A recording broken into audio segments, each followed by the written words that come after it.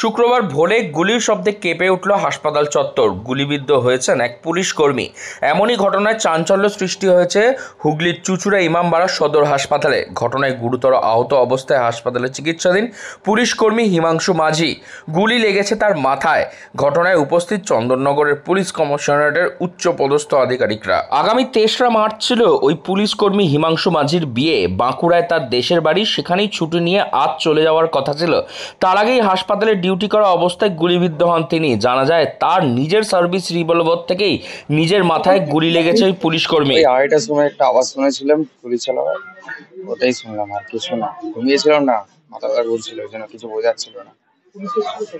হ্যাঁ হ্যাঁ পুলিশ এসেছিল, ওই অন্যার দিয়ে এসেছিল ভিতরে। হ্যাঁ কখন এটা আওয়াজটা কখন হয়েছে? 2:30টা বাজছিল রাত্রিরে। হ্যাঁ, তারপরে নার্সটা আসলো, দেখলো, আবার দেখলাম যে পুলিশ বেডে ঘুমিয়ে আছে। কি জানতে পারলে সকালবেলা? তারপরে এমন কিছু বোঝা গেল না, মানে কি সব আসলা, মানে ঘুর করে পুলিশরাও ঢোকা শুরু করলো। তারপরে এদিকে আমাদের কাউকে এদিকে যেতে দিচ্ছিল না, বলে এদিকে থাকার জন্য। আওয়াজটা পেয়ে কি তুমি ঘুম ভেঙে গেছিল? হ্যাঁ, তখন ধরে তো ঘুমাইনি। তখন থেকে কি পুলিশ যাওয়া আসা করছে? হ্যাঁ, যাওয়া আসা করছে। আহত ওই পুলিশ কর্মী চন্দননগর পুলিশ কমিশনারেটের পুলিশ লাইনে কর্মরত ছিলেন র্যাফে।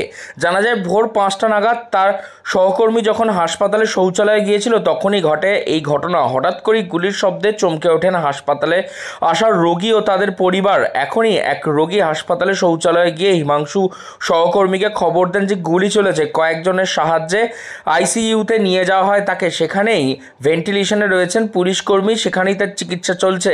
আর তার অবস্থা অত্যন্ত আশঙ্কাজনক। ঘটনার খবর পেয়ে হাসপাতালে আসেন Chandannagar police commissioner Amit P Javalgi, DCP headquarter সহ ডিসিপি চন্দননগর এবং পুলিশের উচ্চপদস্থ আধিকারিকরা।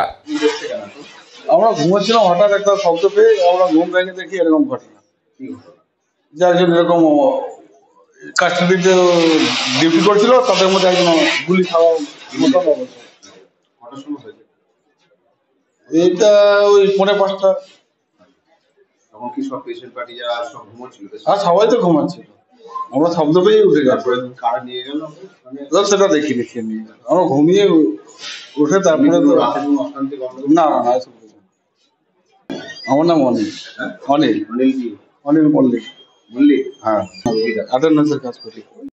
এই বিষয়ে police commissioner Amit P Javalgi তিনি সরাসরি ক্যামেরার সামনে কিছু না বলতে চাইলেও তিনি জানান যে প্রাথমিকভাবে মনে করা হচ্ছে এটি আত্মহত্যার চেষ্টা। তারা তার পরিবারকে খবর দিয়েছেন। কী কারণে এই ধরনের ঘটনা সেটা দেখা হচ্ছে। ছুটি নিয়ে কোনো সমস্যা ছিল কিনা, অন্য কোনো কারণ, সব দিকটাই খতিয়ে দেখছে চন্দননগর পুলিশের উচ্চপদস্থ আধিকারিকরা।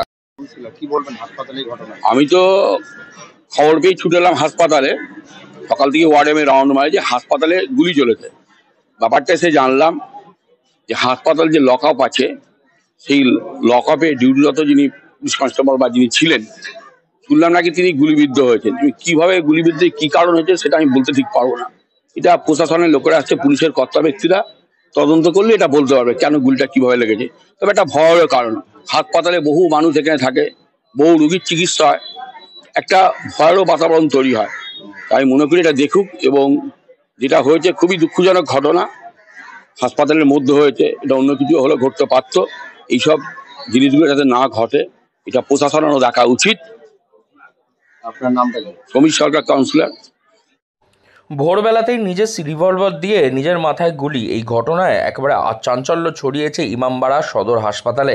সেখানকার রোগী পরিজন এবং অন্যান্য মানুষদের মধ্যেও এই আতঙ্ক দানা বাঁধতে শুরু করেছে। কিভাবে গুলি চলল, কেন এই গুলি চলল, আত্মহত্যা নাকি অন্য কোনো কারণ, পুরো দিকটাই খতিয়ে দেখছে চন্দননগর পুলিশের উচ্চপদস্থ আধিকারিকরা। হুগলি থেকে রাহি হালদার, লোকাল 18 বাংলা।